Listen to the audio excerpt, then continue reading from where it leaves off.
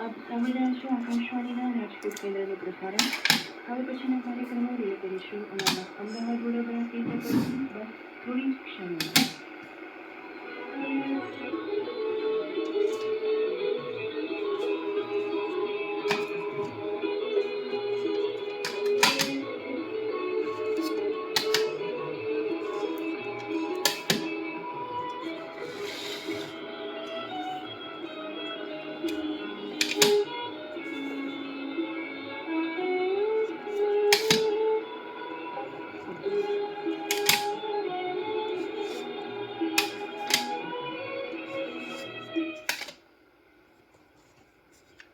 નમસ્કાર.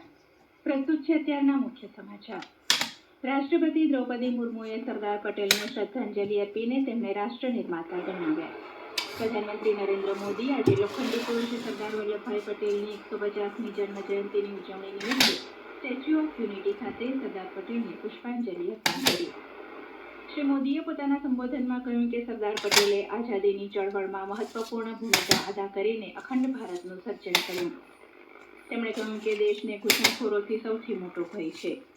કર્પૂરી ઠાકુર જેવા કોંગ્રેસના નેતાને સરકારે ભારત રત્નથી સન્માનિત કર્યા. સરકાર રાજકીય રાગદ્વેષથી પર રહીને કાર્ય કરી રહી હોવાનું જણાવતા પ્રધાનમંત્રી નરેન્દ્ર મોદી. તેમણે કહ્યું કે ઓપરેશન સિંદૂર દરમિયાન ભારતે દેશની એકતા નિહાળી હતી. વર્ષ 2014 બાદ ભારતમાં નક્સલબાદ પ્રચંડ પ્રહાર થયું હોવાનું પ્રધાનમંત્રીએ પોતાના ઉદ્બોધનમાં જણાવ્યું. સ્ટેચ્યુ ઓફ યુનિટી ખાતે વિવિધ રાજ્યોના કલાકારો દ્વારા પ્રસ્તુતિકરણ કરાયું. દિલ્હી ખાતે કેન્દ્રીય ગૃહમંત્રી અમિત શાહે એકતા દોડનો પ્રારંભ કરાવ્યો. પ્રધાનમંત્રી નરેન્દ્ર મોદીએ સરદાર પટેલની જન્મજયંતિની પૂર્વ સંધ્યાએ સ્ટેચ્યુ ઓફ યુનિટી ખાતે 1220 કરોડના નવા આકર્ષણોનું ઈ-લોકાર્પણ અને ઈ-ખાતમુહૂર્ત કર્યું હતું.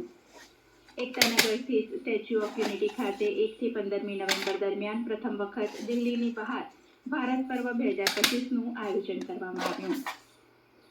સરદાર પટેલની જન્મજયંતિ નિમિત્તે દેશભરમાં એકતા યોજાઈ છે. અમદાવાદમાં મુખ્યમંત્રી ભૂપેન્દ્ર પટેલે રન ફોર સરદારનો આરંભ કરાવ્યો.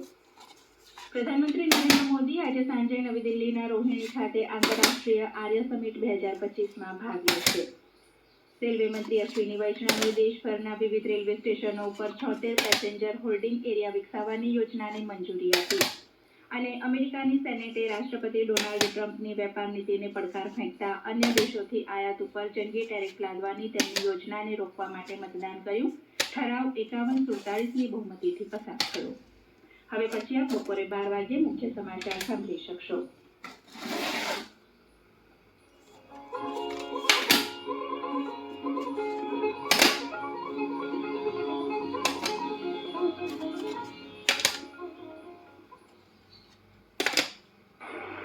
શ્રોતા મિત્રો, આપ સાંભળી રહ્યા છો આકાશવાણીનું અમદાવાદ વડોદરા કેન્દ્ર. અત્યારે અમારા સ્ટુડિયોની ઘડિયાળમાં બરાબર 11:02 થયા છે. રજૂ કરીએ છીએ હિન્દી સંગીતોનો કાર્યક્રમ. કાર્યક્રમની શરૂઆતમાં સાંભળીએ છીએ દિલ્હી 6માંથી લીધેલું આ ગીત. સ્વર આપ્યો છે મોહિત ચૌહાણે અને સંગીત આપ્યું છે A.R. રહેમાને.